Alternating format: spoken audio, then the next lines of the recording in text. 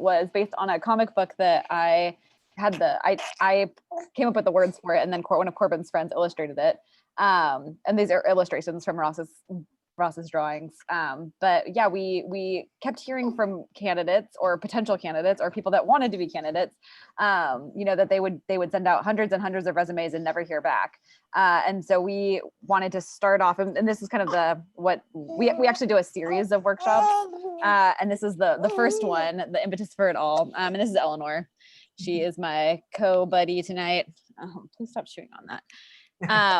And yeah, so we started this as like a where to start your job search. And we'll make it tailored to, when you're just starting off, when you don't know really what you want. But yeah, like so many people start the job search with resumes or cover letters instead of really thinking about like, okay, so what do I want out of work? What do I want in my life? Yeah, and so we encourage you all to ask questions at any point if you want to talk or if you want to chat. We'll try to watch the chat and answer questions. But we'll try to tailor as much as possible to the world of a recent grad. I was once a recent liberal arts grad myself, long ago, and I know that the transition into the real world can be startling. Yeah, and not easier nowadays. Corbin probably is better than I did. The reason that I care so much about this is because I went the wrong way about this and got a job off of Craigslist as a workers' compensation defense attorney, and it was not a good fit. And so I went through the job search from a very like, okay, what do I actually want now that I've gone through law school, and like I'm thinking maybe I don't want to practice, at least in this environment. So we always like to kind of start out talking about just the reality of what is going on with the job search. And I'm sure if any of you have applied to jobs before, which you probably have at some point in your life, you know this experience. You send your resume out there, you see a job posting, hey, it seems great, I've got all the qualifications, why wouldn't they want to hire me? Send my resume out, I spent all 15 seconds putting this email together, no one ever responds. And you do it over and over and over and over and over and over, and you think like, God, job search sucks. But actually just sending resumes out to jobs on Craigslist is a terrible use of your time. Not that the job search is fun, but it's just that it's all too easy to just send your resume out, and you're not the only person looking for work. So there are always going to be a lot of other people doing the same thing, which means for every job that gets posted, there are going to be hundreds of applications, the vast majority of which nobody could possibly ever look at because there's just not enough time in the day to actually look at every submission for a job. And just to put it in context, like back in before 2008, Boly Welch used to spend something like $200,000 a year on Oregonian ads. And today we spend $0 on Oregonian ads because nobody looks for jobs in the newspaper, but that was how people used to look. And they would also, have like vellum resume paper, and you would like mail it to the employer. And there was, it took a lot more effort to apply to a job, and you only were looking for jobs in the classified section if you needed a job. And so there wasn't this like Indeed pushing out like, I think you would be a great fit for this position. And Corbin hit the nail on the head. The average job posting gets something like 250 submissions, and the average job seeker spends about 76 seconds applying for a job. The easy apply button has made it too easy to apply. And so it's just this really high volume mess where, you're not really getting looked at by a human being. And we'll talk about it, but applicant tracking systems are not like magic machines. Mm-hmm. Yeah, so this is the point here is really just to say, like, if you're starting with sending your resume out, we're starting at the wrong point. So we have to back up all the way to the very beginning, and you got to know what you want. You don't have to know everything that you want, but this is where we start the whole thing. So you put your resume down, you sit there and you do some thinking. So there's a lot of things to consider when it comes to what you want out of a job. As recent grads, I think one really good thing to keep in mind is that your next job is not going to be your last job. And it may well be that your next job is one that you only have for a little while, because once it's something really entry level, and once you're in there, you're able to show them that you have amazing skills that they couldn't see on paper because they didn't know you, and you get your promotion. So don't be too worried about finding like a dream job. I disdain the whole concept of the dream job. Jobs are not supposed to be dreams or fun. It's work. It's something you got to do, so you make the best of it. But you got to consider kind of the whole range of things that go into a job. There's an Abby, do you want to chime in here? Yes. I'll line it up for you. So one of the acronyms Corbin uses is CLAMPS, and this is more about, and we'll tell you what it means in a second, but CLAMPS is less about finding what you want and more about eliminating what you don't want. And so oftentimes, you know, you start off with like, oh, I love animals, so I want to work at a, you know, humane society. We take the opposite approach and we're like, hey, commute. I don't want to commute more than 2 hours. So that's an easy way to eliminate. And we've already gone like this much closer to our, you know, acceptable job. So Yeah. Corbin, what does CLAMP stand for? Yeah, so clamps, it's a matter of setting your priorities, and it's challenge, location, advancement, money, people, and security. And you'll notice things that aren't in there are like duties or job title, which are, you know, often secondary. You can have like the coolest sounding job in the world, and if you have to commute 2.5 hours and your boss yells at you all day, it doesn't really matter. Your job is terrible. And so, or if you love getting yelled at, then that's what you're into. You know, you want to kind of think through each of these things and really consider, like, do I want a job that's challenging, or do I want one that's like kind of easy? I'm, you know, studying for grad school stuff and I don't want to be worked too hard, or I really want to like pour my heart and soul into my job and I want something where they really like care about me. If you really aren't sure where to start with any of these things, the best place to start is often looking at like what you know you don't want. So, you know, if you're like, well, I'm not really sure if I, you know, how challenging of a job I want, but I know that like the job that I had that was really boring, that didn't work. So I want something that's not boring. And then you kind of like gradually, as you pick things away, you kind of like hone in on what it is that you're looking for. And the more that you can define what it is you're looking for, the better you have a chance of getting there. So, you know, my job at Boly Welch is talking to job seekers who maybe aren't quite suited to work with our recruiters for one reason or another. And one thing that I hear them say very, very frequently is, I'm open to anything. And I understand the sentiment. You don't want to close off opportunities. You don't want someone to say like, oh, well, they're closed off to this, so like they wouldn't want the job I have to offer for them. Personally, I've never been offered a job I didn't ask for. So I don't know about y'all, but generally they're not just handing jobs out. So being open to anything is not a compelling sell. You know, you got to keep in mind like work. We got a labor market here. You know, your workers, you're selling your labor on the open market. So you have to be compelling with why it's worth it for them to buy that labor. So if you're just desperate for absolutely anything, that's not very compelling. I mean, there's a lot of jobs out there that are truly heinous that I would hope that you wouldn't want to do. So the more that you can kind of define what it is that you want, even if someone, even if, like Teddy here, if he's looking for an admin role with a dog, admin role with a project focus at a small local company. If I don't know of a job like that, but maybe I know of an admin role with a project focus at a huge multinational corporation, I would at least suggest that to Teddy. Like, hey, here's something that's kind of in that direction. Like, is this, is it the admin thing you're looking for more, or are you more concerned with a small local company and you sacrifice the duty a little bit? So it gives something to work with. Yeah, and we use a lot of metaphors in the job search, but one of the ones we'll use for is the job search is like dating. And it's that like, going into a relationship and being like, I am open to anything because I am so sad and desperate and single that anything sounds good. That is not accurate. That is not true. Your employers don't want to hear that, and your future partners don't want to hear that. And so, making that self like, this is what I'm actually looking for, makes it a lot easier for people to be like, oh, you should try so-and-so, or you should try, you should go on a date with so-and-so. And then also it makes it easy for people to help you, or easier for people to help you. We always talk about like, I'll use this really simple one. I say, I'm hungry. It forces Corbin to say, ask me a bunch of follow-up questions. What are you hungry for? Is it lunchtime? Is it breakfast? Is it, what do you want to pay? Are you allergic to anything? Versus I say, hey, Corbin, what is the best egg sandwich in downtown Portland? And Corbin tells me every time. It's fried egg. I'm in love. The egg zap one's a great choice. And even if I weren't sure the answer to her question, if I didn't know the egg sandwich, I'd be like, well, Addie's has good sandwiches downtown. So I don't know if I got an egg sandwich, but that's, you could check that out. She at least has something to work with there. And if you've got something to sort of, define what it is you're looking for, you look much more interesting to employers when it comes down to it. Ultimately, employers, they're people. They want to hire someone who they want to work with. They would much rather hire someone who seems excited to do the job that they're hiring for, rather than like, God, I just need a job now. And even if that's the case, sometimes you just kind of like you pretend a little bit. You act like you're super excited, and you put on the smile, and then you do your darndest once you're there in the job. But hopefully you're actually excited about what you're looking for. So we really recommend actually like doing things to your job search. Don't just sit and think about it. Like, write stuff down. Really write down, like, take notes on your clamp stuff.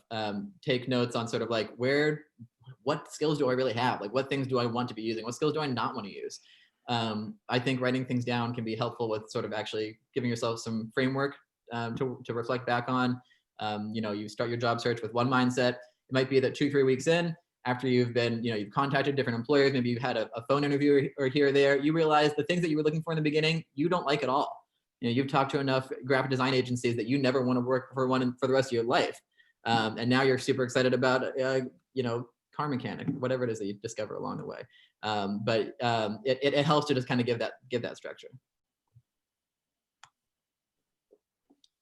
So you give some time to consider what it is you want or what you don't want, get that structure, get some kind of pitch for talking to people on what you're looking for, then actually finding that thing. Yeah, and there's a ton of places to look for jobs. And the thing about looking for a job is that a lot of people start and finish on job boards. And we recommend spending like less than 10% of your time on job boards, unless you're using job boards as a point of research, just because if you're only applying to jobs that are out there, you're already like behind the curve. 40 to 70% of jobs are never posted online. And honestly, the types of jobs out there, you don't know a lot about them. Like companies are taking these old job descriptions, dusting them off, 15 years later, slapping them online and seeing, the 250 resumes that come in. It's not a good way to approach the search. The numbers that we've seen, from different recruiting websites would be, you give a 1 in 200 chance of getting an interview off of a job board, and then a 1 in 12 chance of getting a job off of using a different tactic, such as an informational interview. So we definitely recommend being strategic in how you're approaching your search. Yeah, job boards, they have their value. It can be kind of good to see like what jobs are out there, what sorts of companies are hiring, but it's also good to keep in mind that by the time that the ad is on the job board, they could have been searching already for weeks.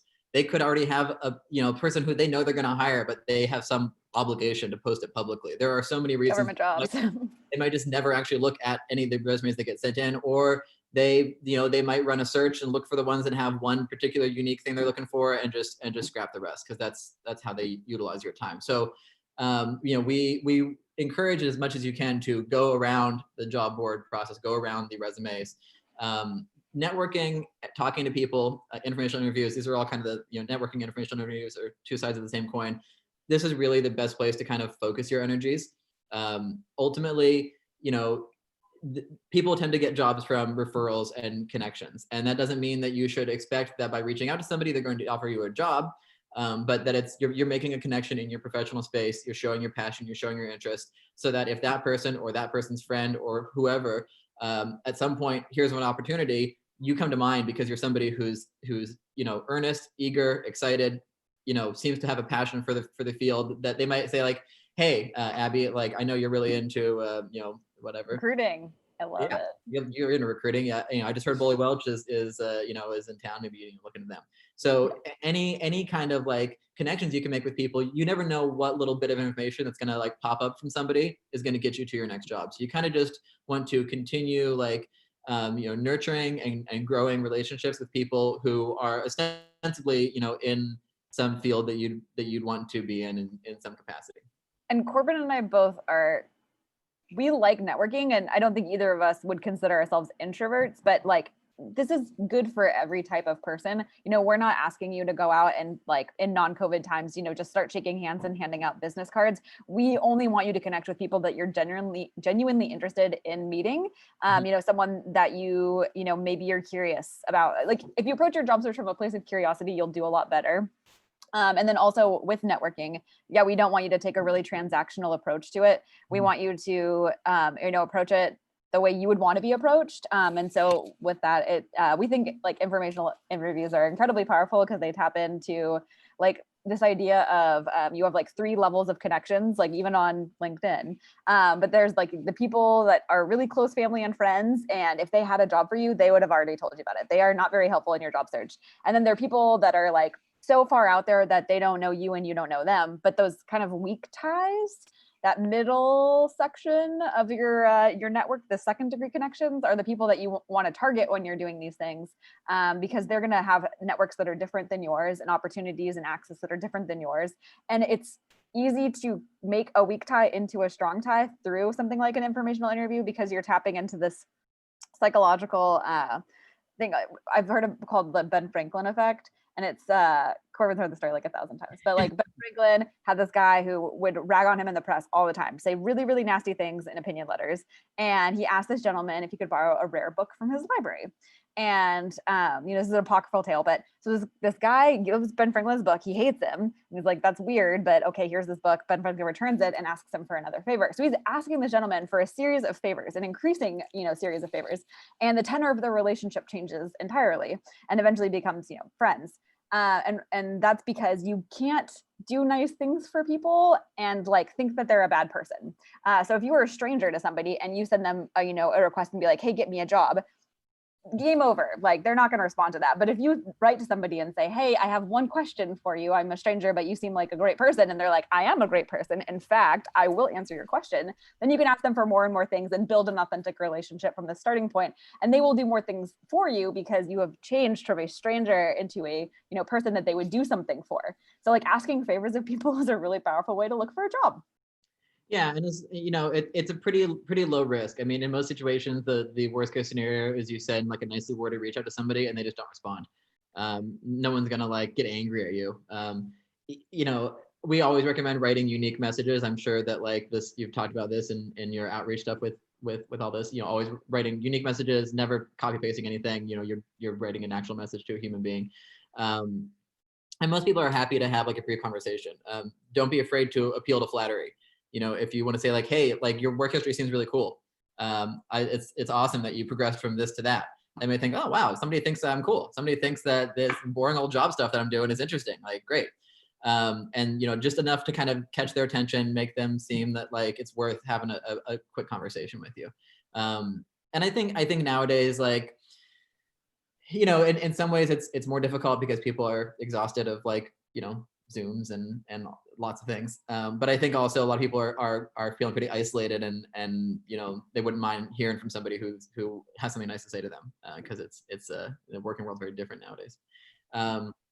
We have companies on here. We really recommend focusing more on companies than on jobs. Realistically, lots of jobs never get posted on any job board. And it may, certain companies may never post on any job board at all. I mean, job boards cost money to post on. If you're a small employer and you have a job every once in a while, it might not be worth it for you to post on a job board.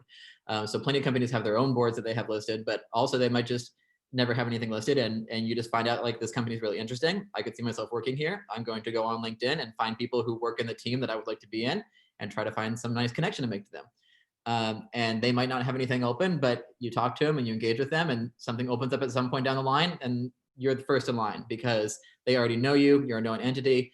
They know that you're excited about the company. They trust you because you've been talking to them and, sharing information, whatever it may be, acting like a normal person. That's crucial in all job search parts. Yes. Act like a normal person. As best you can. If you got to fake it until you make it, it's fine. Fake it till you make it, but like don't like bombard people with emails. Don't do things that you wouldn't want, done to you. Yeah.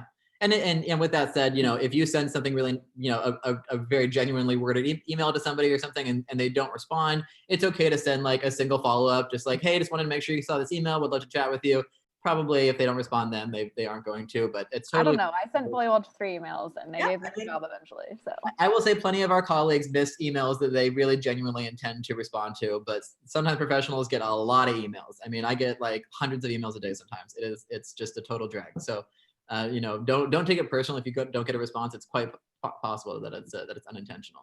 Yeah. And then other ways to look for jobs would be, if you're in a specific industry, like the HR community is very strong in Portland. I'm sure there are other communities that are equally robust. That's a really great way to start volunteering, go to events online, different things, different ways to find list of people that you might want to talk to. And then recruiters are super helpful if they work in your industry and you have prior experience. Those are like the 2 caveats, but they can really give you some great insights onto company, company dynamics, like salary expectations. They can tell you about jobs that you didn't know that you would be interested in. Mm-hmm. And they might have just insights into the market that you wouldn't have thought because they spend their whole day talking to employers about jobs, which is not something that you generally do otherwise.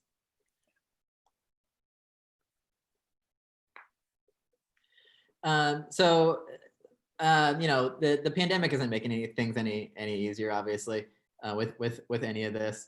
Um, you know, it's I feel like this slide is a little bit more pertinent to people who kind of more in a career. You know, um, I think companies are going to hire. Companies are going to hire entry level people, but you know, obviously certain industries are going to hire more than others. Try to be clever, creative, think critically about what sort of businesses maybe are doing well right now. What sort of organizations have some reason to thrive? I mean, unfortunately, there are businesses that do great during situations like this, because there are all sorts of things for them to benefit on. So, you know, kind of depending on what your directions are, what you're looking for, you know, there may be opportunities that aren't necessarily something that you're thinking of that are sort of like, you know, something to get you moving in a direction, maybe in an industry that's not your ideal, but is currently, you know, operating better than where you'd like to be. You know, if your dream has been to get into events management, I'm sorry.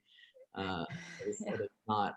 For now, it'll bounce back. It always, like, everything does. But yeah, I feel this very deeply. I graduated in 2010, 2011, and I went to grad school because I couldn't find a job. So I definitely like feel the predicament of recent grads, but I think also there is a sense that it will rebound differently and faster in some areas and then, you know, less fast in others. But we would definitely encourage, you know, considering like temporary work and contract work, not as a, you know, be all end all, but as a way to build skills, get money coming in the door. And also the one thing that employers prize over education is experience. And it's silly. Like if you have 3 months of experience, 6 months of experience, whatever it is, in any industry, that's going to be prized over. Like we have people that come to us and say, hey, I have, you know, I just got my MBA and I really want to be like a, you know, X, Y, or Z. And we're like, okay, you want to be an analyst, like take a contract role and, you know, do some business analytics for like 6 months and we can get you a full-time direct hire job for the money that you're looking for. But right now, unless you can prove that you've, you know, done the internship or you've been fortunate enough to, you know, have had the job, it can be like difficult.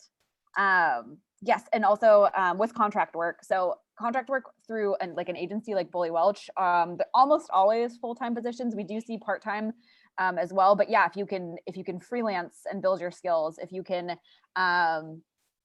you know, so if you work through an agency, you're a W-2 employee, and we pay your taxes and take care of, you have like a little bit of PTO and that kind of feel like a little bit of stability. Like I'm not going to sell it for more than it is.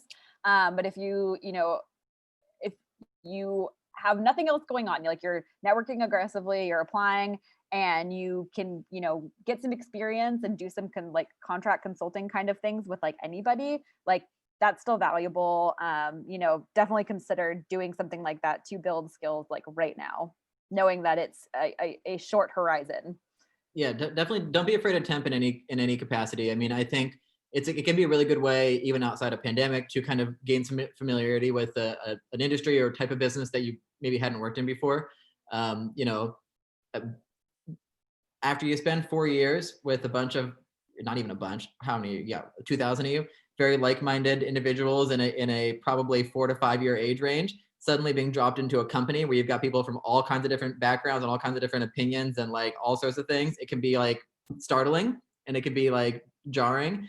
And so, you know, I think temp work can be a good way to sort of like see some realities of like what might you be up against as you sort of begin to navigate the world outside, because it's you know, it's different.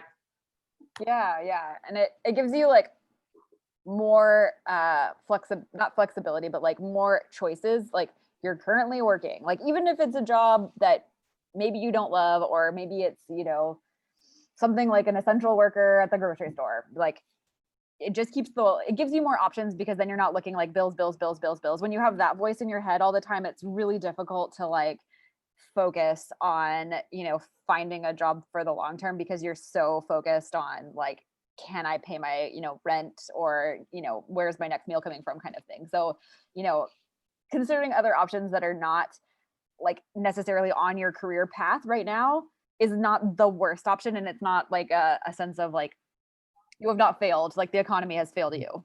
Yeah. And also employers they tend to prefer to see that somebody was working rather than just simply chose to like not take jobs that were offer it and just sat there and said like, I'm waiting for the perfect job. You know, they don't want to be that. That's a lot of pressure. I mean, they don't want to be your perfect job and then you're disappointed and then you leave. So it's like they'd rather know that like you have some realistic sense of what's going on. This slide here, which is just an exercise for sort of again recommending writing things down, just sort of framing as you go about looking up companies that you might want to work for. This is our boss, Pat Welch. So basically, the idea here is to list out the companies. You know, choose a few categories of companies that you want to look through. It could be, you know, small businesses. It could be biotech firms and, companies in Eastern Oregon. You know, they don't have to be things that can be compared to each other. List out the companies that kind of fit into the category that you're looking at with one that you're most excited about at top. When you start actually reaching out to those companies, start at the bottom, because you want to start where, you know, if you like don't really know what's going on, you're like, oh, I really think that I might want to work in like healthcare, but I don't actually know anything about that. You don't want to call like the employer that you're most excited about and make a bunch of mistakes and like use all the wrong lingo and write HIPAA wrong, which it happens all the time. So you know, it's a good way to sort of like learn lingo, make some connections, sort of get more firsthand information before you've really like thrown everything into you know your one like most excited opportunity. And you may well find that as you progress through the list that you find a new direction that you're more excited about, or you learn something that kind of makes you not as interested in the direction that you were heading, and so you kind of tweak it there. And this is just you know how to do a trifold paper. So you've considered what it is that you might want. You have found some things that you might want, be that companies, jobs, connections to get to those things. You're on the path. Of course, now this is, you know, where people usually start is trying to get what you want. This is the like resume stage. Without really knowing what they want. Right. And so these are just documents. They will not get you a job. I never showed Boly Welch my resume, and I didn't write them a cover letter either, because I had already talked to the hiring manager at that point. And Corbin is really the resume guru here, but the point of a resume is to get past a gatekeeper, and that is it. Yeah, nobody gets hired because of a resume. You get hired because of an interview. You get hired because like they want to hire you, not because your document is really neat. But that being said, I have a huge love-hate relationship with resumes. I definitely hate them, but for some reason I am also really into them. But you almost want to think of your resume less as like a opportunity to show your skills, and more as a dangerous place where a single mistake could remove you from consideration. You want your resume to be pristine, perfect. This is the very first thing that an employer is seeing about you. If it's full of mistakes, why would they assume you would do anything other than that in your job? You're probably going to make a bunch of mistakes in your job because like you had one task here. It was to make your resume look decent. And like, if it's full of errors, it's not very compelling. This is your Tinder profile. This is like, it's all they got. And so you really want to like make it as like good as you can. And speaking of Tinder, most recruiters are only spending 6 to 7 seconds like glancing at your resume, and they're doing like really basic pattern matching. Like they're looking for certain titles, and they're looking to see like your school, and they're looking to see dates and then your name, and that's pretty much it. And they'll look more later in the process, but they think they're doing like 2 to 3 minutes, and they're spending like literally 6 to 7 seconds. Yeah. So really, like the biggest thing with your resume is like clean information hierarchy, simple, like easy to redesign, like nothing flashy, nothing wild. Recruiters want to be able to look at it, find the information they're looking for, and like just make a decision. If it's hard to find like what your jobs are, if it's confusing which job is which, if it's like they got to jump around between the page to find it, they're just going to move on to the next one. They don't have any reason to put extra effort into deciphering this document. So you really want to kind of put yourself in their shoes, and like, if I had to make like a snap judgment on somebody in like 10 seconds on whether or not I want to bother to ever talk to them again in my entire life, would this information that I'm presenting be easy to consume in those 10 seconds? Like, are they going to get an idea that like I am worth talking to further? So just some like quick tips, focus on information that the hiring manager cares about. This is a sales pitch. So, if you have like lots of, experience like sailing boats, and like you want a finance job, maybe like you do less of the sailing experience because that's maybe not that compelling to them. And you really go like super deep into the 3-month finance internship you had, and you like, highlight every achievement in there because that's really what your focus is. Quantify things wherever you can. Numbers are great because they stand out.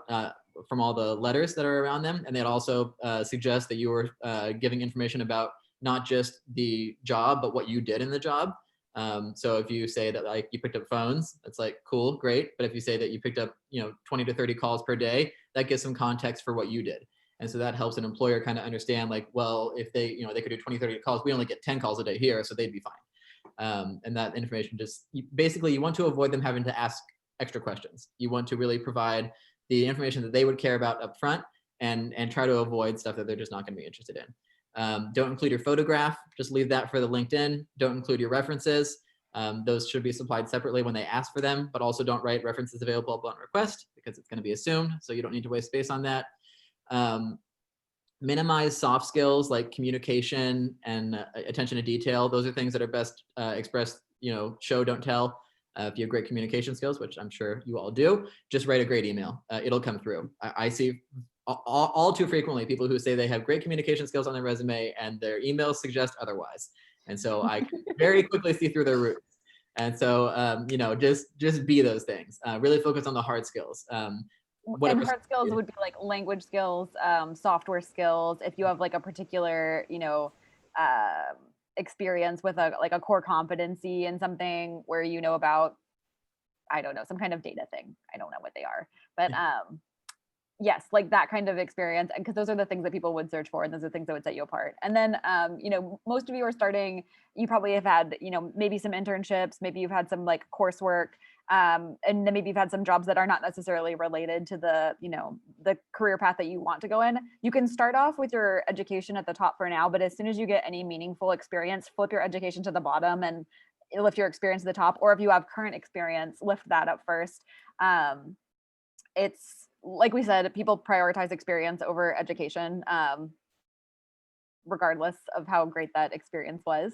And then, like, even if you don't have like a ton of experience, like sell what you have, but like don't spend too much time like with your coursework, because it doesn't really translate well into the academic, like from the academic into like the employment world. And I see a lot of people, yeah, they'll spend a lot of time talking about their thesis or this great class or series of classes that they did, and it like doesn't resonate at all with the employer. So just making sure that you're spending as much time as possible on like the things that an employer values, which are different.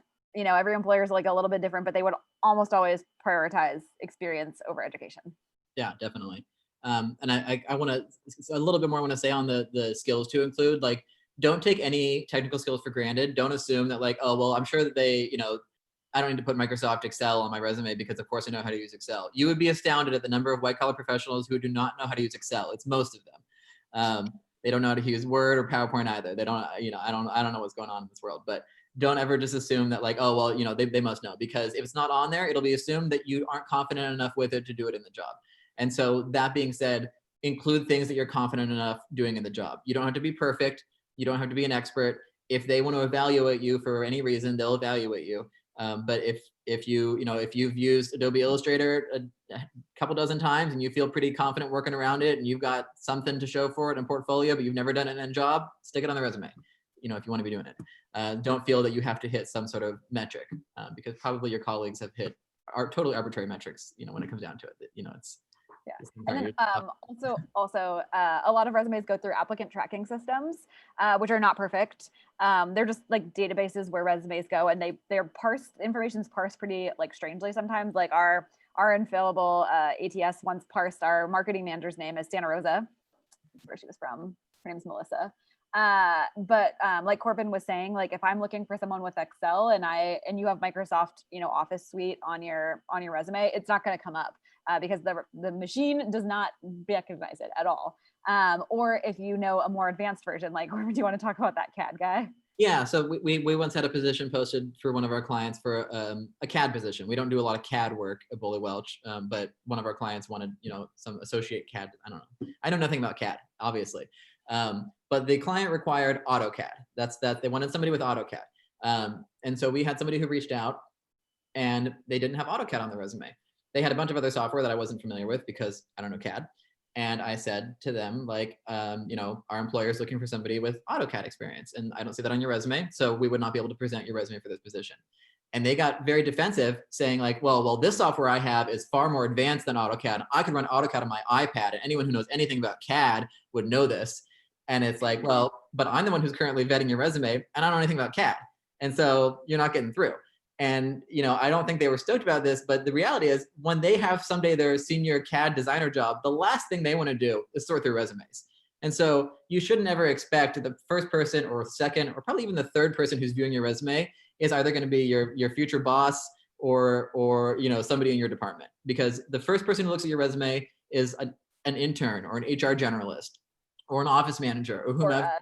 Yeah, or us. It's a recruiter. And so like we're given a list of things that our client or like the HR department is given a list of things that the engineering department manager wants for our new, I don't know anything about engineers, whatever engineer person. If those things on that list aren't on the resumes that they're seeing, those resumes aren't getting through. And it's not a matter of like, oh, well, like, I know I could do it.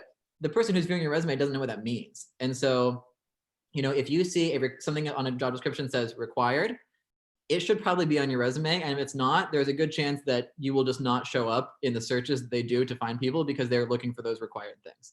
And so, that is to say, like, I always tell people, if you're confident enough figuring out a skill on YouTube on a bathroom break, stick it on your resume. If you're like, okay, well, I've never used Photoshop before, but I've used GIMP my entire life and I kind of get the idea, stick it on there. Don't exempt yourself from an opportunity just because you're not perfect. Don't lie, but like, they'll catch you if you're totally making it up. And if you can make it up as you go, then that's fine. That's the working world. That's what it is. Yeah. You want to discuss cover letters, Abby? Oh, I do. Okay, so I did an informal poll around Boly Welch, and there's 40 of us, and I asked everyone, do you read cover letters? And half of them did, and half of them never looked at them at all. And the half that did had like 3 different reasons for looking at them. One, they wanted something explained on the resume that wasn't clear, like why a person was moving to the area, or why they were trying to make a career transition, or why they had moved a certain role or something like that. So they were looking for additional information that wasn't on the resume. 2, they were looking for an unofficial writing sample, which is how I use cover letters. And 3, they were just looking for they always look at cover letters, and it was part of their process to like make sure, and they were also checking for mistakes. So there's no really good reason for a cover letter unless you have something that you need to explain. Obviously, if an application requires one, like definitely submit one, but definitely do not use a template ever with a cover letter or a resume. Don't use a template, create one from scratch. It'll look a lot better. And then with cover letters, explain why you want this job. Like if you're able to use the same cover letter for multiple positions, then something is wrong. Like you are not using it effectively. You have like something has gone wrong. But if you can avoid writing a cover letter, do so. We much prefer like the paragraph in an email, like with a resume attached, or any kind of communication, like you're kind of giving a little bit of context in the email versus like a formal document that's like 3 paragraphs and starts with like dear sir or madam. Like if I can quote what your cover letter would look like, it is not effective. Yeah, and don't worry too much about like, if you are doing a cover letter, don't worry too much about the formality of like the business header stuff. Like I'm sure there are certain industries where that really matters, but I'm not personally aware of them. I can't think of all like the things that I've seen our clients and our recruiters be picky about, like having like the address on the top of a cover letter. Like I've never heard anyone care. And so I think it's cool like, if it has like your like it mimics your resume, like it's the same header as your resume. Same thing with your references. Corbin always talks about this. Have like a separate document with your references that mimics your resume. Yeah, just for branding purposes, it looks nice. And honestly, like you're going to look better if you have consistent documents rather than ones that are like, APA, cover letter format, because there is no such thing, because the private sector doesn't care. They just make it up as they go. So the rules are, they change all the time. And so much of this stuff is like Abby was saying earlier, is holdovers from like a different era. I mean, resumes themselves, all this stuff is holdovers from a different era that are kind of gradually changing, but a lot of things are, it's like confusing what has changed or what hasn't, like what rules stick and what don't. Tell me more about how remote work doesn't work. Yeah, right. This is kind of my forte. I love LinkedIn. LinkedIn, especially during a pandemic, is like now the de facto place where you're going to meet people. And the reason that I include the statistic about the 45% of people earning over 75K is not to be like, oh, there's a lot of people earning over 75K on LinkedIn, but just that those people are probably like either hiring managers or have worked, kind of like mid-management. And so, they're on LinkedIn. Many people use LinkedIn to job search. And LinkedIn has a really robust jobs board because it costs a lot of money to do a LinkedIn ad. Like it's like $25 for Craigslist and it's something like $75 to submit a job on LinkedIn. And then you have to copy and paste. Like you can't pull from your website and you can't like bring garbage and trash. So like you're paying a lot of money and you have to like manually do it. And so oftentimes the jobs on LinkedIn are like currently hiring. You can see different things about them, like, oh, you have a connection that works at this company, or you went to the same school as somebody who works at this company. And it also tells you how many people who have applied. And generally it's like they're pretty good. You can get a lot of information from the LinkedIn jobs boards. Unlike your resume, we encourage having a photo because it signals to the recruiter or the hiring manager that you use the platform at all. There's a lot of bias that goes into it. We know it's the one place where, having one can make a big difference and you'll get a lot more messages. Mark yourself as open to work. If you're using recruiters using a paid LinkedIn platform on the back end, it literally puts you in a different category where if they're looking for somebody who is open to work, which is like the low hanging fruit, it makes our jobs way easier. We're going to start with that category. So you want to be in it. And then just share and like anything. Like less than 1% of people share or like anything. And LinkedIn is a social media platform. So like any algorithm, it rewards engagement. And so posting on it which like less than 1% of people do, you stand out a ton and you get a ton of traction. And honestly, a lot of people that I've gotten business from follow me on LinkedIn, and that's how I've gotten their business. It's because they like see what I post, day and week after week after week. And they're like, oh, you are an expert on this. And I am not. Probably, but I probably read a blog about it and reposted it with my own thoughts. So honestly, you can get a ton of traction. Like Corbin, do you want to show the next slide?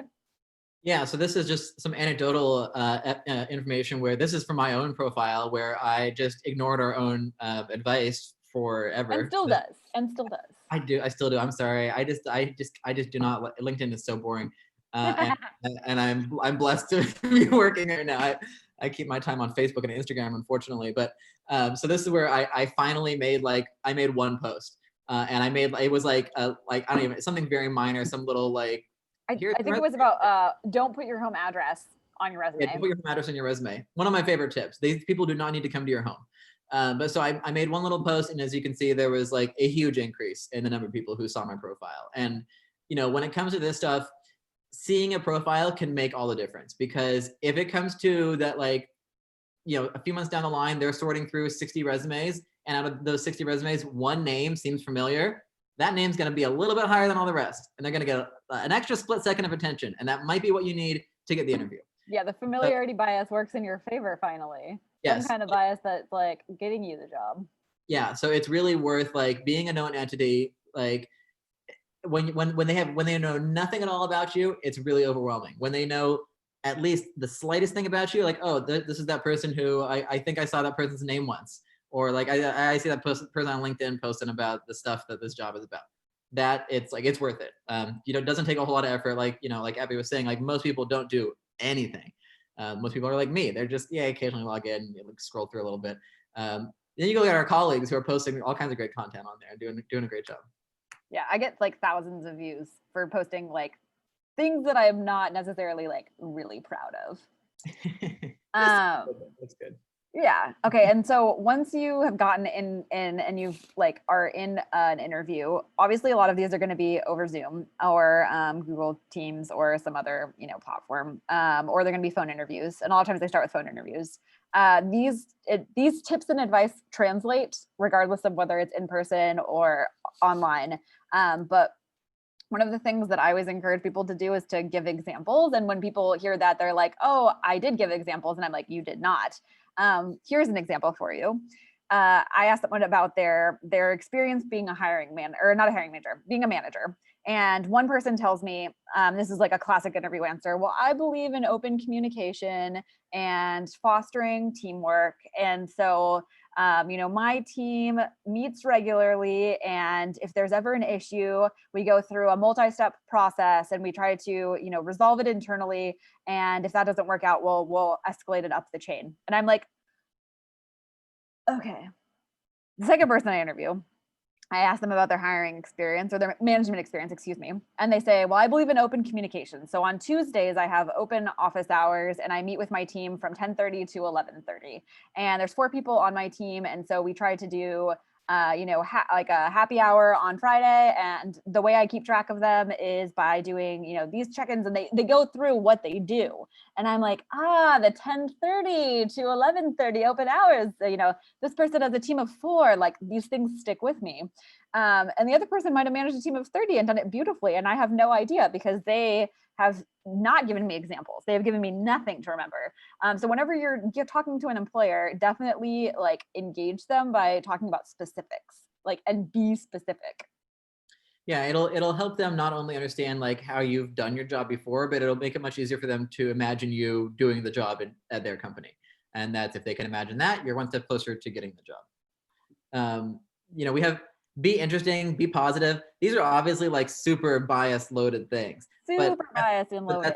Again, that's the job search. Like, it's super bias loaded, and like for a lot of this, like you kind of got to play along with it in the beginning. Once you're in there, you can like Corbin had to cut his hair to work at Boly Welch. I had to cut my damn hair because my hair was not even this long, but I had to cut it because they didn't think that I was like, I don't know, professional enough, and see how that worked out for them. Yeah, and so like once I got in there, I was like, well, screw you guys, you can't fire me for my damn hair, so like I'm gonna grow it out again. And I'm going to do a great job, and you're going to know that I can do my job regardless of my hairstyle. And so you're not going to be able to hold that against me anymore. But, I had to, kind of prove myself. So, just as much as you can, like put forth like a welcoming and like be somebody who they'd want to be working with. It's like dating. Like, it's like that first impression, because you go in and they have no context about who you are. And if you're feeling very negative about yourself, or you're projecting some kind of like negative thing, that's all they know about you. And so they make this snap judgment, this isn't a person I want to work with. So you like fake it till you make it, like seriously in this case, because like that's the one impression that you're making, and they don't have a lot of empathy, and they're not coming from like, oh, well, this is a really hard time for everyone right now. Like, these people are sometimes still concerned, like, oh, this person didn't send a thank you note. And you're like, this is what we're concerned about? Like, you think this has any relevance on the job? So just putting it out there, like, we believe in like using the system against itself. Like, play the rules and then like change them once you're in the door, because once you have the offer, that's like the most leverage you'll ever have in the relationship. Yeah, you have zero power when you're looking for a job, but you have a whole lot more power once you are actually like there, and they don't want to have to get rid of you because that's like a big expense for them. So they've already committed to like 150% of your salary to get rid of you. They don't want to do it. Yeah. And so, if you know that there are things that you're going to feel negative about, like if you really hated your last job or you really hated your last boss, that's totally fine. It happens. We get it. But make sure to have the spin already prepared. When they ask you like, oh, why'd this job end? Or like, tell me about an experience where you had a, difficult time with a coworker. You're not like, oh, let me tell you about this jerk. You have my boss, a real, like you want to like, you always want to like have a story so that you have what you're not blaming other people. You kind of just talk around a subject, but you always end it with like, and here's a positive thing that I did to improve the situation. I learned, and everyone, and my boss made more money, and they bought another yacht, and everyone's happy. And so, you really want to just like have a positive spin on things that maybe are not the most positive, because that's what they know about you. It's really important to research a company. That does not mean going on their website, reading their About Us page, and memorizing their mission statement, which was probably written 12 years ago and never updated. Social media is a great place to do research. You will either find information, or you will find that they do not use social media, which itself is useful information. Maybe you want to work at a company that doesn't do Instagram. If you look at Boly Welch's Instagram, you'll see all kinds of like, fun stuff that we do, because like that's the image that we want to put out. Social media is so much easier to keep up to date than a website. That they can log into their Facebook and post something. Getting into the back end of the website is more of an elaborate thing. So you can assume social media will usually be kept more up to date. Or again, if it's been 5 years since they've updated their Twitter, but their Twitter's still on their website, again, that tells you something. Maybe it tells you like, hey, this company is super behind on everything. I could bring them into the modern world, and like, I could own this Twitter account. I could like, totally flip this around. Or you might think like, these people are like, not with it at all. I don't want to waste my time with this. Like, let's find someone who's like a little bit more, contemporary, knows what's going on. Yeah, and also you're going to see like Google reviews about them. So there's like Yelp, there's Glassdoor, there's all these different websites, and those can tell you a lot, but you definitely want to take them with a grain of salt. So we'll give you an example of Boly Welch. One person might leave a review that's really negative, and they're like, "This place is chaotic. There are dogs barking and peeing everywhere. There seems to be no like management or clear direction. Like this is a terrible place to work." And then Corbin and I would leave reviews like, "This place gives you so much autonomy. You can create your own job. It's dogs peeing everywhere. There's dogs everywhere. This is amazing."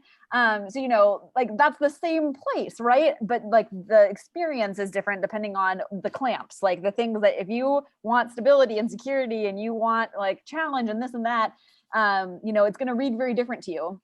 And so like you read the common themes between the reviews. And if you're seeing the same thing pop up again and again, that's probably like the real thing. But always take it with a grain of salt. Like, would you thrive in that environment? Yeah, you might see negative reviews that are like, this place is so unstable. They change leadership every 5 or 10 years or every 5 or 10 months. And it's like, okay, well, yeah, it's a startup. And like the people there, they're changing jobs all the time. I want to change jobs all the time. I want to work somewhere where like they burn through me in 2 years. I get a ton of experience. I make a bunch of connections and I get the heck out of there. This sounds like the great, best place to be. If that's not what you want, I would personally never want to work for a startup. It sounds like an awful environment. But I know that there are people who totally thrive on it and really do. Like they climb the career ladder really fast, like love it. That's not either of us, but that's why we've been this is actually Corbin's today, or this month is Corbin's 7th year at Boly Welch. Yeah, long time. Wild. Yeah. And I've been here 5.5 years. So yeah. And then also because dating, tell them why you're excited about the role. And like a lot of people don't do this. They'll get to the interview and be like, "Thank you," and be like, "I am very excited about this role. Like I had such a great conversation with you." And this is where like the thank you note comes in, where you're not doing it because you're grateful. You're doing it to like remind them of your great answers. And also if you like whiffed on something, you're like, "Hey, I actually had time to think more about that question you asked me, and here's my better answer." And send it within like 24 hours and send it over email, and don't send it immediately when you walk out the door. And maybe have someone like read over it just to make sure there's no errors, because I think like do not spell the person's name wrong. Yeah.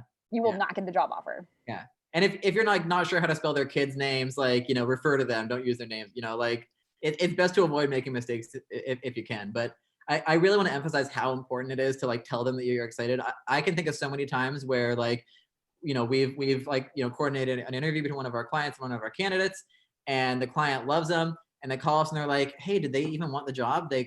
We had a great interview and they didn't say anything at the end of it. They just left." And it's like, yeah, they were super excited about it. They just didn't say anything. So just make sure to be like, "Hey, this is an awesome interview. I'm really excited about the next steps." Ask what the next steps are, always, unless you don't want the job. But if you're like, "Oh, this is an awesome interview," and you want to know, are they going to hire me? Like ask like, "Okay, what's the next step?" Because they might say like, "Oh, hiring manager is going on vacation to Hawaii for the next 3 weeks. So we're putting it on hold. We'll call you at the end of the month." It might be that like, we got next interviews coming in the next few days because we need to hire immediately. So it can be really good to have that context, especially if you then don't hear what you were expecting to. If they say, "Oh yeah, I'm going to call you next week," and then they don't, you can then follow up and say, "Hey, I was expecting to hear from you." If you have no idea what their timeline is, then you're just being like, "Hey, is anyone, what's happening? Anyone going to talk to me again?" Like, yeah, they've ghosted me, just like Tinder. Yeah. So just like get that timeline as clear as you can. Next steps, because there's no reason they won't tell you. They'll always tell you what even if they don't want to hire you, they'll still tell you like, "Oh, we're gonna be scheduling, for follow-up interviews," whatever. Yeah. And then asking good questions. Like at the end of the interview, almost every interviewer will ask, "Do you have any questions for me?" And you should have questions, but you should also pepper questions in throughout, because you want them to be talking more than you talk. Mm-hmm. Like that's the best interview, if you can get them to talk a lot, because people love talking about themselves and hearing their own voices. And the questions can be like, "Why is this job open? Is this a net new position? Is someone leaving the role?" The question could be like, "What are you trying to accomplish with this hire? Like in a year from now, what would success look like?" There's a ton of questions. You can literally Google like great interview questions. and also know that interviewers are probably also Googling 20 most common interview questions and coming out with that list. So if you know what those are and have prepared for those, and also Google STAR format, STAR, and use that as like a way to run your interview answers through, like that's a really effective way too.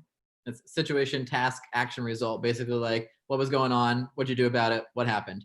Just a good way to structure, like, Yes, stories and information that examples. stick in there. Love it. Nice. Yes, you're gonna practice it. It's good. Yeah. Yeah, and then that's the same basis we use for like writing resume bullet points. It's kind of thinking through each thing that you dealt with and breaking it down that way. Oh yeah. So now that you're on Zoom, these are things that you can't control. Things like you saw my kid crawling around. My dog is probably like gonna bark. Corbin's got cats walking in on the screen. Like we are all at home. We're being forced to invite employers into our home. That is not awesome. Unless you're downloading like a West Elm background and using that as your like Zoom background, people can see in your house. And so control what you can't control and like be like upfront, like, hey, my roommate also has a call, so you might hear them in the background, or hey, my dog barks at the mailman, so I'm really sorry if that happens. Like just fronting it makes a huge difference. Mm-hmm. Close other windows, full screen your video. You need to be as, thanks for joining us, Maxwell. You need to be as present as possible. It's definitely more difficult when you're not actually, because when you're sitting there in person, you're never going to like, look at a notification on your phone when you're having an interview, hopefully. But on a video one, you might. So just, don't like put devices away, really like try to be like centered and focused. And otherwise you basically treat it like a normal interview, follow up like you would otherwise, follow up with a nice thank you, ask your good questions. One advantage is that you can have notes. You can have like, here's a bunch of questions that I think they might ask that I've prepared answers for. Don't be like reading down in your paperwork. I did that in an interview once. It didn't go well, but leaving yourself little hints is really nice. Yeah, just and so having your resume in front of you also is like nice referral point. Yeah, that you maybe wouldn't do that in an in-person interview, but like they don't know what's in front of you. And so like we mentioned, this is the point of job offer is the most leverage you will ever have in the job ever. And so they don't want to go through the process again. They've made you the offer. You're basically like in a place where you can negotiate. They want you. They want this to work out. So you can ask for things. And so like we recommend, like hopefully the job posting has a salary attached to it. But if it doesn't, you should have done some research and like know what an acceptable range is. Corbin, can you speak to the 80K a year executive assistant? Yeah, so there was somebody who came in who was a fairly recent grad, 20 something, who came into our office one day and he said, I want to be an executive assistant. I was like, great, we place executive assistants. What kind of experience do you have? And he said, well, I've been, pruning trees. It's like, okay, so you've never worked in an office before? He said, no. It's like, okay, well, maybe we get you into like a temp admin role and kind of get you some experience built up. And he's like, okay. But like, when can we talk money? I was like, tell me what you're looking for. And he says, 80K. Like, all right, well, that's like the highest paid executive assistant in the city. And the fact that you just assume that like you deserve that because you want this job shows that you have no idea what you're talking about, because there are people who have spent decades working in this role to get to this point, who are really good at it, who like know what they're doing. And they deserve that, not you. And so, it's just being realistic about like the value of your labor, not just you are not an isolated entity. You are within, again, there's a whole labor market. So you're competing with like, not just the employer on whether or not they'll give you the job, but everyone else who also wants the job. And there may well be people who have exactly the qualifications that the employer is looking for. And you might have like all the gumption and moxie in the world, and they're just going to hire the person who has the 8 to 10 years of experience they're looking for, because that's what they're looking for. And there's a different job that's for you. And so, just be mindful of the market that you're in, both like, the value of the roles that you're in and the value of your own experience. Yeah, and know that it changes really quickly. Like the average, like once you get into a job, entry level salary in Portland on average, like 35. We can quote you like numbers if you want, but know that after about 2 years of experience, like your value in the labor market like skyrockets basically. And then if you move employers, that's the best way to get a raise. Mhm. So yeah, don't feel like you're like Corbin was saying earlier, like don't feel like your first job is the be all end all and you're trapped. Oregon Equal Pay Act, which was some legislation that passed in 2017, means that employers cannot ask you what you have made in past jobs. And so if you end up taking a job that maybe doesn't pay you exactly what you need, but gives you amazing experience, your next job can't ask you like, can't set the bar based on that job. So your next job, you can ask for what you want based on the research that you've done and what you need. But make sure that you're proposing salaries if they're asking you versus giving you this is what we're offering you. Make sure that you are making it about them. So not saying like, I need to pay my rent and my, rent's going up, but making it like, I bring an additional, internship worth of experience, or I have, I have this software, I can use Adobe Photoshop. Is that right, Corbin? Okay.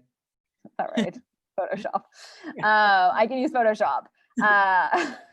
And I can bring this, like that wasn't in the job description, but you said you wanted this thing. So basing it on their needs versus yours. And then also if there's things that you're looking for beyond a salary, like maybe the cap really is $19 an hour and you're not going to make more than that this first year, but you want, I want to be able to take a class on this, or I want to have extra PTO or something like that. Excuse me. They can have flexibility on things other than salary, like maybe they pay for a conference, or they give you some sort of flexible schedule or something that accommodates what you want, where they say like, we got the budget that we've got, that's it. But there's other things that we can flex on. So be creative. And again, this is where you consider your clamps. Like if you're like, okay, well the money's fine, really, like I just want to make sure that like I like these other parts of my job, maybe you can negotiate for the other parts of your job. And don't sell yourself short, because if you tell an employer that you will take, $30K a year and they wanted to offer 42, they will be happy to pay you $30K a year. Yeah, keep in mind that like, the payroll is an expense. As far as businesses, their biggest expense most of the time.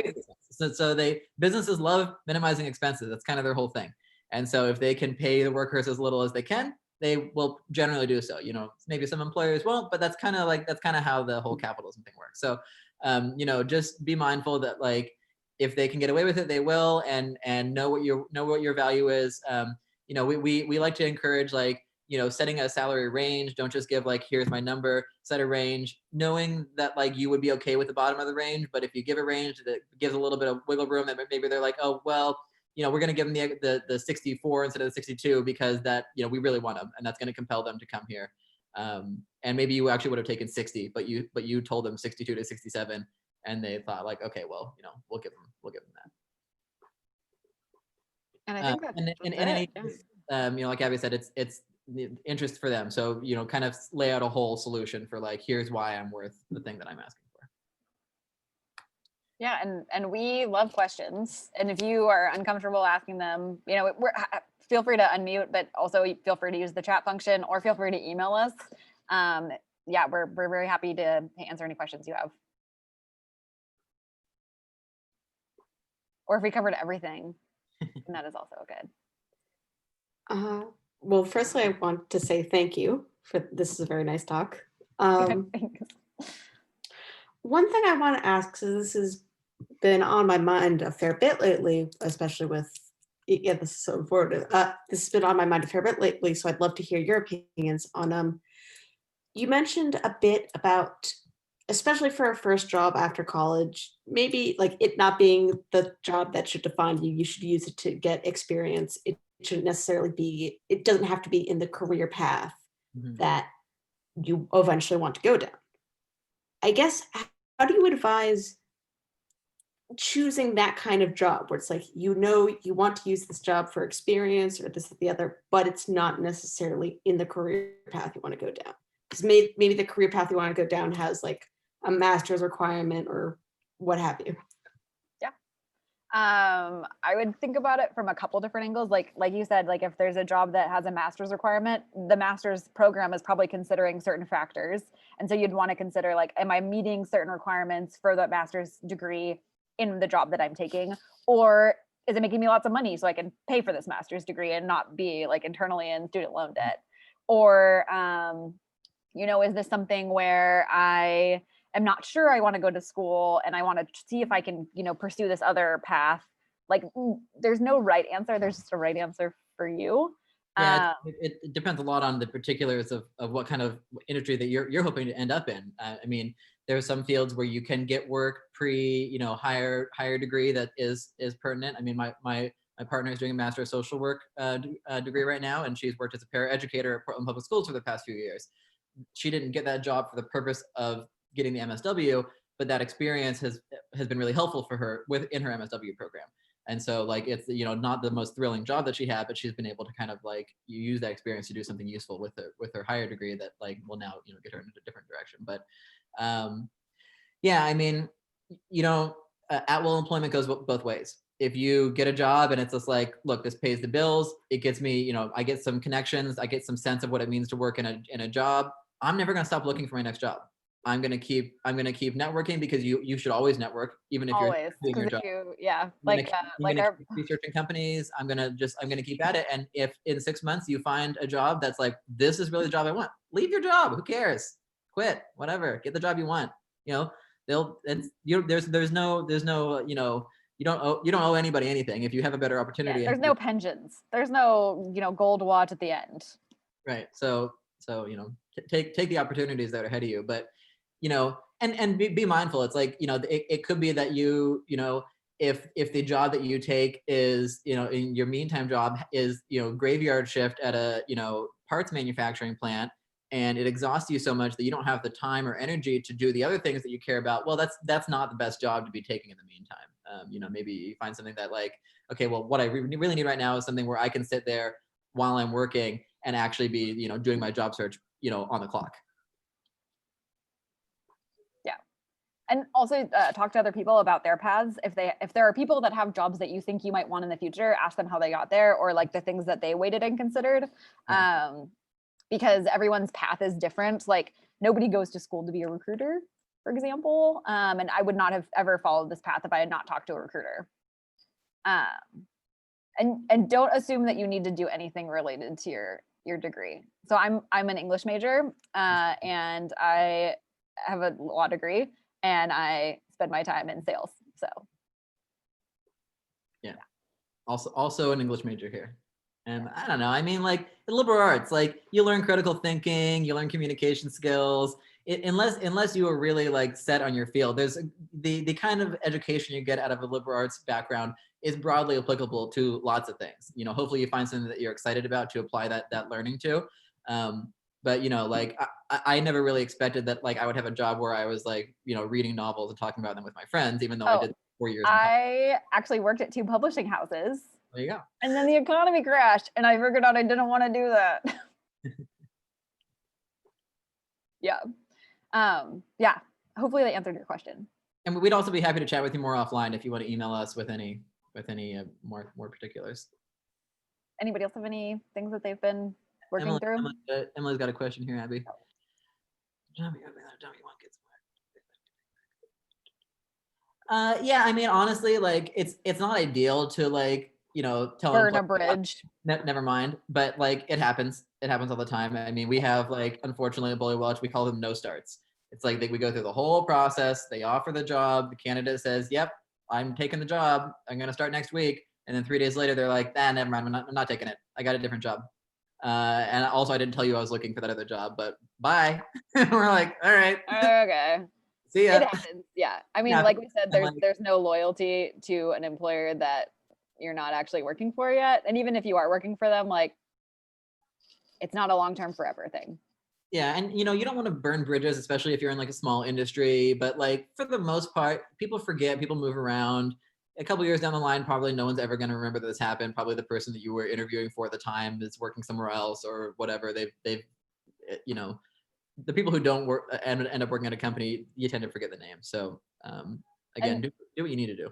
Yeah. Also, you can use the other jobs. Like you don't want to like pressure the other job and be like, I have this other job offer that I'm definitely taking if you don't make me an offer. But you can say like, hey, I have another, I'm, obviously in the job search process now. I just, graduated, and another company it's making me an offer, and I don't want to push your timeline or anything like that. I just wanted you to know in case I was, in consideration, if it was possible to make a decision within X number of days. That will Like, also you're being respectful, but you're setting expectations. and that will make you more compelling because like Because everybody wants someone who's already like in a relationship. like that's just the truth. Like if they're like, oh wow, somebody else wants to hire them, gosh, maybe there's something we missed. They're awesome, they're great. So it's okay. And like, Abby said, like you can kind of frame it as like, obviously like I'm a recent grad, I'm looking for work, I'm interviewing with different places. Would love to work with you. I do have another offer that's but you were my first choice, and make them so they actually made you an offer. Like don't pull it if you're not going to take it. Yeah. Any other questions? I have one brief one. Oh, someone posted something on the chat. No, you go ahead, Natalie. You first. Oh, well, you mentioned something about posting on LinkedIn, and I was curious about what kind of posts are appropriate on LinkedIn. And I imagine that depending on where you are in life, you're going to post different things according to your LinkedIn page. But could you speak a little bit more on that? Yeah, totally. So you can always post things that you personally find interesting that are like relatively job related. So, if you read an interesting blog, or you have, heard something cool about the field that you're in, you can always post that and give kind of like your commentary on it. And then also anything that's like, I'm looking for X type of work, like making a really specific ask, like I'm a recent grad, and I'm just starting out my job search, and here's my like call to action for my network, and here's like 3 specific things I need help with, is an appropriate one. Any kind of like insights that you have about something that's like vaguely work related, like nothing political, nothing too religious. You'll see LinkedIn is kind of spammy, and people put like, I saw a person experiencing houselessness, and I gave them $1. They turned out to be my best employee forever. And you're like, okay, this is clearly a made up story. But people share stuff like that. So like the bar is low. Any content you share that you find interesting, other people will probably find interesting. Yeah. So as long as it's, pertinent to the field that you're in, you're probably good. The value of these kind of posts is showing that you have a passion and interest that seems to be genuine. Yeah. And then the best way to connect with undergrads, you can go through us, but generally like recruiting agencies are different. So there's 2 types of recruiters. There's in-house recruiters and there's agency recruiters. In-house recruiters, like Nike has a bunch of in-house recruiters, and they Nike recruiters that work at Nike hire people for Nike. We also work with Nike, and we hire people for Nike, but we hire them on like contract roles for Nike. So they outsource the positions to us that are like high volume, difficult to fill. They need a special expertise. They don't have the expertise in-house. Many reasons that they would work with a recruiter. But third-party recruiters like Boly Welch tend to specialize in specific industries. And so, Corbin, do you want to give the rundown, because you answer this question way more than I do? All the time. So typically, as an agency, Boly Welch is best equipped to help job seekers who have a few years of experience in one of our specialty areas. We work in accounting, financial services, HR, legal, office admin, and I'm going to go and say we work in marketing, but like we don't really work in marketing. I don't think that we work in marketing because like it's kind of misleading. But so sometimes we're helpful with recent grads, generally most likely for temp work. We don't get a ton of entry-level jobs in general, but sometimes. But there's jobs that like they require like 1 to 2 years of experience, but if someone has a really solid education, like reads a well-respected school, especially in Portland, and if you have especially some kind of like, you are good at Excel, like we can probably find you a job if you're good at Excel and you want to do data entry. And if you had any kind of job on campus, if you worked in a campus office for a summer or whatever you've got, like it is worth probably way more than you want it to be worth. Like honestly, like it could be like a few months working in an on-campus office could be as like valuable to an employer as like half of your bachelor's degree. And so you really want to kind of like lean into whatever working experience that you have, because that's they might see like, okay, well, like they went to Reed, they probably have these skills about that I know they're smart and they can do these things, but I don't know if they can do a job. And they're not employers don't tend to assume the best of people, and so they will look for experience as much as they can. But I really want to emphasize what Abby said. If you are interested in trying to connect to Boly Welch, at least in particular, you should Go definitely through us. Yeah. because if you just email in generally, your resume gets sorted through. Maybe somebody sees it, maybe they don't. Maybe they decide to reach out to you, maybe they don't. If you email us directly, we will respond to you. And if we can get you connected to a recruiter, because that's what would be helpful, we will make that happen. At the very least, Yeah, the Ben Franklin effect. We want to be your advocates. We want to do you favors. We want to feel good about ourselves, and you're good people. Right. It's always nice when somebody reaches out and you can help them. I mean, I'm stoked when somebody reaches out with a problem and then by the end of it, like it's been solved. That's a good feeling. So, you know, at the very least, we're always happy to offer like, you know, resume feedback and LinkedIn feedback and just really answer any questions about this whole process. Like, it's never going to be transparent. That's like the whole thing is like that, you don't have all the information as a job seeker. So, you know, there's a lot that remains true even across different industries, even if, you know, there are things that fields that we know literally nothing about. Hiring within those fields doesn't really change that much. Yeah. And also, if you want to learn more about recruiters generally, we're actually doing another webinar tomorrow or Thursday at noon. It's free. And you go onto our website under resources, you can see all of our upcoming webinars, and they're exactly like this, except we do different topics that are associated with the job search. And we get good feedback. So we think that they're helpful, but they sell out a lot. So yeah. And then why are employment agencies doing well during COVID? We're not having a banner year by any means. We've been struggling a little bit. We were on furlough for a couple months. And then just depending on the agency, like a lot of the work that we do is in the white collar professional world, and they managed to do pretty well going remote. You know, we didn't have a lot of like events or hospitality or, you know, like restaurant industry. So we've been doing okay. We've seen it bounce back a little bit. People are really unwilling to move right now, and the open positions, we're having trouble like recruiting qualified candidates that are willing to leave their jobs because the stability and security is like really important right now. Yeah, the message that we hear from our recruiters is that there are not good candidates out there because the people who have good jobs don't want to leave right now. And you know, a lot of employers definitely, it's gotten better, like Abby said, but a lot of employers just they don't want to hire right now because they don't know what's going on. They know better than anyone else. And honestly, I mean, this could change dramatically in the next 3 days, right? Yeah, it definitely could. I don't know if you're all aware of the election coming up. Okay. Yeah, in other employment news, a lot of the people that are unemployed are their skill sets, like they're really great candidates, but their skill sets don't always apply to the types of jobs that are open right now. So, you know, like an accounting position, like, yes, an accountant that worked in hospitality, easy. But if you worked, you know, if you've done like store management for the last 10 years, there really isn't a transferable job in the white collar world that's equivalent. And so that really high unemployment isn't necessarily like totally aligned the same way it was in the like 2008 recession. So there's still a lot of people that you're competing against for jobs, but it's not necessarily like as dire that we've heard. Like we're not basing this on, you know, facts. This is all anecdotal.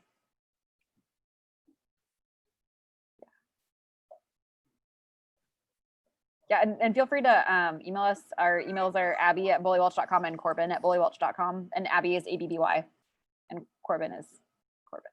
I'll let one of the Read people send that out via Google Classroom. Right? I know, this is like the world has passed us by. We were still on Blackboard when I was in school. That was terrible. We used Moodle.